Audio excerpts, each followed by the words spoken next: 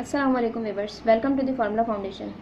इस वीडियो में हम लिमिट की इंट्यूटिव डेफिनेशन से जनरल डेफिनेशन तक डिस्कस करेंगे। So let start with the intuitive notion of a limit. तो अब यहाँ एक फिगर है जो कि एक रेगुलर पॉलीगॉन है and it is a pentagon which is inscribed in a circle. अभी एक और फिगर है which is also a regular polygon and it is a hexagon and it is also inscribed in a circle. तो अगर हम इन दो figures पर focus करें तो यहाँ से हम 3 पॉइंट्स कंक्लूड कर सकते हैं। नंबर 1 कि पॉलीगॉन का एरिया कभी भी ग्रेटर नहीं होगा सर्किल के एरिया से। नंबर 2 कि अगर हम पॉलीगॉन के साइड्स को इंक्रीज़ करें, जैसे यहाँ पर पेंटागन है और ये हेक्सागन है, तो अगर हम पॉलीगॉन के साइड्स को इंक्रीज़ करें तो area of the polygon approach करेगा एरिया ऑफ द सर्किल को। And the third one is ultimately the difference between the area of the circle and area of the polygon can be made as small as we want by sufficiently increasing the sides of the polygon। तो इन 3 points को calculus में इस तरह से conclude किया जा सकता है कि area of the circle limit है एरिया ऑफ द पॉलीगॉन की, जबकि पॉलीगॉन के साइड्स को इनडेफिनेटली इंक्रीज़ किया जा सकता है। तो हम इसको इस तरह से लिख सकते हैं कि the limit of the area of the inscribed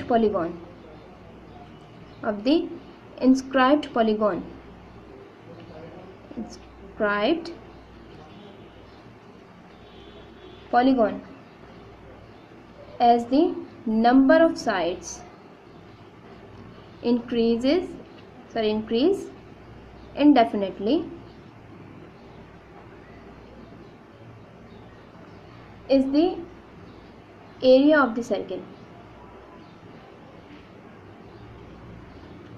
ठीक, now consider a function f of x is equals to 16 minus x square upon 4 plus x।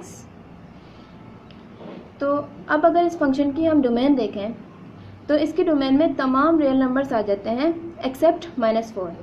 यानी किसी भी फंक्शन की डोमेन को इस तरह से डिफाइन किया जा सकता है कि वो तमाम नंबर्स जिस पर फंक्शन ना ही अनडिफाइंड हो और ना ही इमेजनरी हो। तो ये फंक्शन -4 पर, सिर्फ -4 पर अनडिफाइंड है। तो इसकी डोमेन को हम लिख सकते हैं डोम f विच इज़ r -4। तो अब क्वेश्चन ये अराइज होता है कि अगर कोई फंक्शन किसी पॉइंट पर अनडिफाइंड है तो क्या फिर भी हम value of the function calculate कर सकते हैं near at that point eight which the function is undefined. तो इसका आंसर है यस, वी कैन फाइंड। तो यहीं से न्यू कॉन्सेप्ट स्टार्ट होता है which is limit of the function. Yes, limit of the function.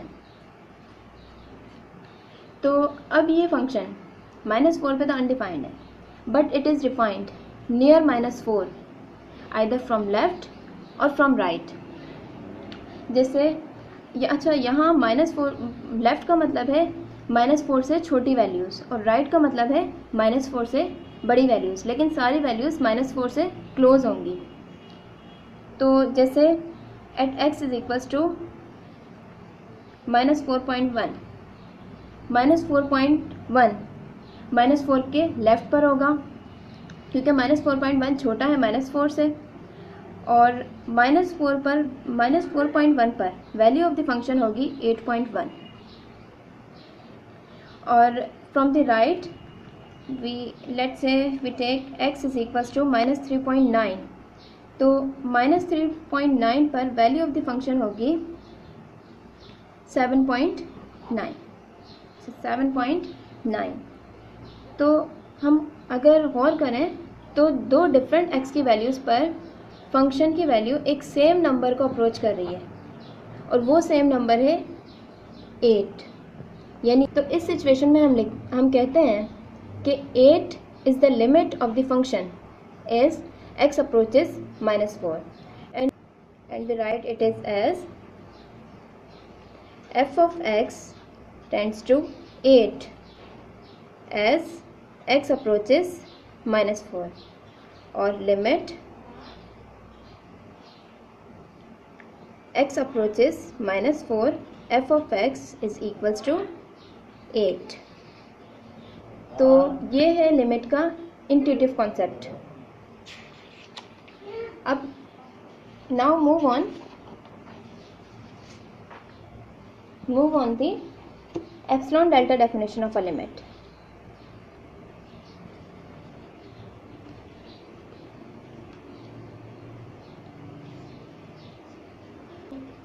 इसको समझने के लिए हम पहले प्रूव करने की कोशिश करते हैं limit x tends to 2x + 6 is equals to 10। यानी हमें ये प्रूव करना है कि अगर x की वैल्यू 2 को अप्रोच करे आइदर फ्रॉम द लेफ्ट और राइट, तो वैल्यू ऑफ द फंक्शन 10 को अप्रोच करेगी।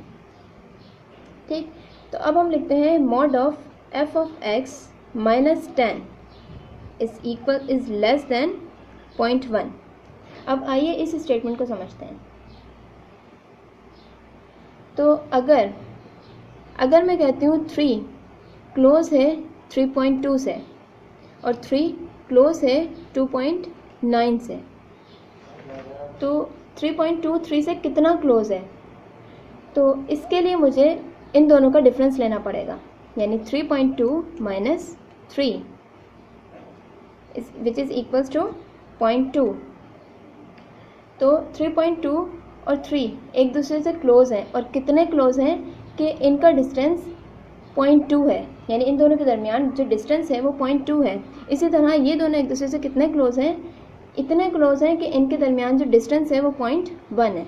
तो इसी तरह यही चीज़ यहाँ पर है कि ये दो वैल्यूज़ एक दूसरे से इतनी क्लोज हैं कि जो इनका डिस्टेंस है वो 0.1 से भी लेस है। अब ये 0.1 कहाँ से आया? तो ये 0.1 it depends on my on wish, यानी मैं यहाँ पर कुछ भी ले सकती हूँ, लेट्स से 0.002 भी ले सकती हूँ, and whatever we want. तो अब ये सवाल ये है कि एफ ऑफ एक्स की क्या वैल्यू हो कि इन दोनों का जो डिफरेंस है वो लेस हो 0.1 से। तो हम कह सकते हैं 9.9 is less than F of x is less than 10.1। अगर एफ ऑफ एक्स इन दो वैल्यूज़ के दरमियान हो तो फिर ये इनइक्वालिटी सेटिस्फाई हो सकती है। तो अब फंक्शन पुट करते हैं यहाँ पर 9.9 is less than 2x + 6 is less than 10.1। अब x की क्या वैल्यू होनी चाहिए कि वैल्यू ऑफ द फंक्शन इस इनइक्वालिटी को सेटिस्फाई करें? तो इसके लिए हमें इस इनइक्वालिटी को सॉल्व करना पड़ेगा x के लिए। तो 9.9 is less than minus 6 is less than 2x is less than 10.1 -6। तो ये होगा 3.9 is less than 2x is less than 4.1, और 3.9 divided by 2 is less than x is less than 4.1/2। तो ये होगा 1.95 is less than x is less than 2.05। तो yes, अगर x की वैल्यू इस इंटरवल में होगी, तो फिर फंक्शनल वैल्यू इस इनइक्वालिटी को सेटिस्फाई करेगी, और जब फंक्शनल वैल्यू इस इनइक्वालिटी को सेटिस्फाई करेगी तो फिर हमारी ये इनइक्वालिटी सेटिस्फाई हो सकती है, यानी इन दोनों का डिफरेंस लेस हो सकता है 0.1 से। आइए अब इसी आइडिया को जनरलाइज करते हैं। तो अगर f ऑफ x -10, यानी इन दोनों का जो डिफरेंस है वो लेस है एप्सिलॉन से। What is epsilon? एप्सिलॉन कोई भी नंबर है। तो f ऑफ x की वैल्यू क्या होगी? 10 minus epsilon is less than f of x is less than 10 plus epsilon.